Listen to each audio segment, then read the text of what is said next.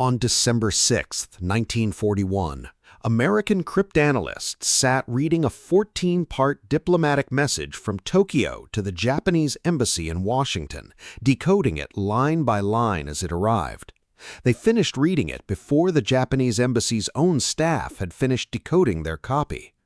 The message would later be understood as a formal notice of the end of negotiations with the United States, hours before the attack on Pearl Harbor. American codebreakers had access to it because they had already broken Japan's most secure diplomatic cipher, a machine so closely guarded that not a single complete example ever fell into American hands during the entire war. That machine was known to American cryptanalysts only by a color-coded nickname, Purple.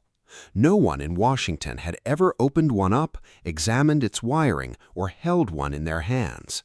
Everything the United States knew about how Purple worked, it had to build from nothing but pure mathematical deduction, staring at scrambled intercepted messages and reverse engineering the logic of a machine none of them had ever seen. This is the story of how a small team of American cryptographers built a working, functional replica of Japan's most secure cipher machine, using nothing but intercepted paper traffic and mathematical reasoning, and how that engineering achievement changed the course of the Pacific War before it even fully began. By the late 1930s, the United States Army's Signal Intelligence Service, a small code-breaking unit led by William Friedman, had already achieved considerable success against Japan's diplomatic cipher machines. Their earlier target, a system the Americans nicknamed Red, had been broken through years of patient analytical work, giving Washington a valuable window into Japanese diplomatic communications. Then, in 1939, everything changed. Japan introduced a new cipher machine for its most sensitive Foreign Office traffic, one that immediately proved far more resistant to the analytical techniques that had cracked Red. American cryptanalysts began referring to intercepted traffic from this new system as Purple, reportedly after the color of the binders used to organize their collected intercepts. Unlike Red, Purple showed no obvious weaknesses in its early traffic. Whatever engineering logic the Japanese had used to design it, it was clearly a significant leap forward from anything American codebreakers had previously encountered. Friedman assembled a small team to attack the new system, including Frank Rowlett, Solomon Kuhlbach, and Abraham Sinkov, mathematicians and linguists working essentially by hand, armed with little more than pencils, statistical tables, and stacks of intercepted ciphertext. They had no access to a physical Purple machine, no captured hardware, and no cooperating source inside the Japanese Foreign Office. Everything they would eventually learn about how the machine worked mechanically would have to be inferred purely from patterns hidden inside the scrambled text itself. But what they didn't know was that Purple wasn't even built the way most cipher machines of the era worked, which meant every assumption they started with would eventually have to be thrown out. The core challenge facing Friedman's team was almost philosophical in its difficulty. How do you reconstruct the physical engineering of a machine using only the scrambled output it produces? Most rotor-based cipher machines of the era, like the German Enigma, worked on broadly similar mechanical principles, so cryptanalysts attacking a new rotor system had some baseline assumptions to work from. Purple, it turned out, didn't share those assumptions at all. The first major obstacle was that Purple's underlying mechanism wasn't based on rotors in the traditional sense. Where Enigma and most contemporary cipher machines used physical wheels with internal wiring that rotated to change letter substitutions, Purple relied on a completely different piece of hardware: telephone-style stepping switches, the same kind of electromechanical component used inside automated telephone exchanges to route calls. This was, at the time, an unusual and highly unconventional choice for a cipher machine, and it meant the statistical patterns American cryptanalysts were trained to look for in rotor-based systems simply didn't apply in the same way. The second obstacle was scale and structure. Purple encrypted the 26 letters of the Latin alphabet, but split them in an unusual way, processing a group of 6 letters through one switching bank and the remaining 20 letters through a separate set of switches, an asymmetric structure that had no obvious precedent in cipher machine design the Americans had previously studied.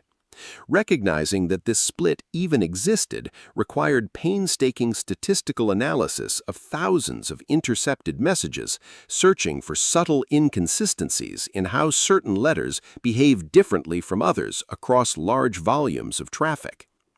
The third obstacle was the complete absence of physical reference material.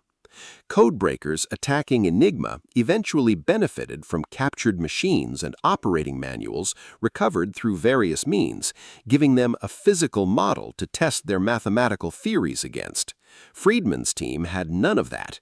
Every hypothesis about Purple's internal switching logic had to be tested purely against the mathematics of intercepted ciphertext, with no way to physically verify a guess until an entire theoretical model was complete enough to actually attempt decrypting real messages. Compounding all of this was time pressure. As tensions between the United States and Japan escalated through 1940 and into 1941, the intelligence value of Purple traffic became increasingly urgent, and the team worked for many months under sustained analytical strain, trying to reconstruct a machine's exact internal engineering using nothing but scrambled letters on paper. The real breakthrough came when the team stopped trying to think like rotor machine cryptanalysts and started thinking like telephone engineers instead. The breakthrough that ultimately cracked Purple's structure came from painstaking statistical analysis that revealed the 6 and 26-letter split, a discovery that reframed the entire problem. Once the team understood that Purple processed some letters through one switching mechanism and the remainder through a separate one, they could begin applying targeted mathematical analysis to each group independently, rather than treating the whole alphabet as a single unified system, the way earlier rotor machine analysis techniques assumed. Frank Rowlett played a central role in pushing this analysis forward, working through the mathematical relationships hidden inside the intercepted traffic to build a theoretical model of how the stepping switches inside the machine must be wired and sequenced to produce the patterns showing up in real messages. This was slow, exhausting work, testing hypothesis after hypothesis against actual intercepted ciphertext, discarding models that failed to reproduce observed patterns and refining ones that showed promise. Friedman himself worked on the problem for roughly 18 months under intense pressure before his health suffered under the strain, and Rowlett stepped forward to lead the analytical effort forward using the extensive notes and partial theoretical models the team had already developed together. The truly remarkable engineering moment came when the team needed to translate their mathematical theory into an actual working machine, one that could mechanically reproduce Purple's encryption process well enough to decrypt real Japanese traffic on a practical, ongoing basis. This task fell to Leo Rosen, an engineer working with the team, who set out to build a physical device using standard telephone stepping switches, the same category of component the mathematical analysis suggested Japan's engineers had likely used. In one of the more remarkable coincidences in cryptographic history, Rosen selected a specific commercially available model of stepping switch for his replica, based purely on what was available and suitable for the job. It later turned out, once more complete information became available after the war, that Rosen had chosen essentially the same type of switch the original Japanese designers had used inside the actual Purple machine, an outcome driven by sound engineering logic rather than any direct knowledge of the Japanese original. Because the underlying mathematics of how the switches needed to behave was correct, and the physical component chosen to implement that mathematics happened to closely match the real machine's engineering, the American replica successfully reproduced Purple's encryption and decryption process. Building a functional analog wasn't simply about proving the theory worked once. The team ultimately constructed 8 separate replica machines, allowing American and later British code-breaking teams to process the growing volume of intercepted Japanese diplomatic traffic on an ongoing operational basis rather than as a one-time academic proof of concept. Each replica had to be built with the same mechanical precision and reliability as any piece of communications hardware intended for sustained daily use, since these machines would now become a permanent part of America's intelligence gathering infrastructure rather than a laboratory curiosity. Even with working replica hardware, one major obstacle remained: figuring out the specific daily key settings the Japanese used to configure their machines each day, since without knowing the correct daily configuration, even a perfect mechanical replica couldn't decrypt that day's traffic.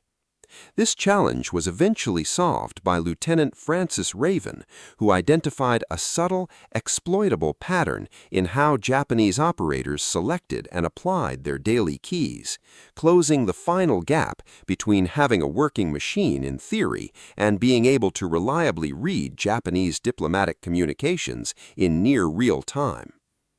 But this was only the beginning, because a working replica machine meant nothing until it was actually put to use in the tense final months before the world went to war. Once the Purple replicas were operational, American cryptanalysts working alongside British counterparts under an intelligence sharing arrangement gained a sustained, ongoing window into Japan's most sensitive diplomatic communications throughout 1941. This intelligence effort became known within the small circle of officials who had access to it under the codename Magic, and it provided Washington with detailed insight into Japanese diplomatic strategy during the tense negotiations preceding the outbreak of war in the Pacific. The most striking demonstration of the system's operational value came on December 6th and 7th, 1941, when American cryptanalysts decrypted Japan's 14-part diplomatic message to its Washington embassy, portions of which arrived and were decoded by American teams before the Japanese embassy's own staff had finished decoding their official copy. The message effectively signaled the end of diplomatic negotiations, though it stopped short of announcing the specific military attack already underway against Pearl Harbor. The episode remains one of the most striking examples in intelligence history of a nation reading an adversary's most secure diplomatic communications in near real time, built entirely from a machine its own cryptographers had never physically seen. However, the war didn't end that December, and neither did the value of a machine built entirely from mathematics. Throughout the remainder of the Pacific War, the Purple decryption capability continued providing American and British intelligence with sustained access to high-level Japanese diplomatic communications, offering strategic insight that complemented separate, equally significant code-breaking efforts against Japanese naval and military ciphers. Remarkably, no complete Purple machine was ever recovered intact by the Allies during the conflict itself, meaning the entire American reconstruction effort remained a purely analytical and engineering achievement from start to finish, never once verified against an actual captured original until fragmentary remains were examined after the war's end. The success of the Purple reconstruction effort also shaped how the United States approached its own cryptographic security going forward. Team members, including Rowlett, went on to contribute directly to the design of America's own high-security cipher system, the Sagaba machine, applying hard-earned lessons about cipher machine vulnerabilities toward building something considerably more resistant to the very kind of mathematical reconstruction effort that had cracked Purple. The reconstruction of purple remains one of the purest examples in cryptographic history of an engineering problem solved entirely through mathematical deduction, with zero access to the physical system being reverse engineered. Modern cryptographers and computer scientists still study the analytical techniques developed during this effort, since the underlying challenge, inferring a system's internal architecture purely from its observable output, remains directly relevant to fields ranging from modern cybersecurity to machine learning model analysis today. If you enjoyed learning how American cryptographers built a working machine they'd never seen, subscribe for more stories.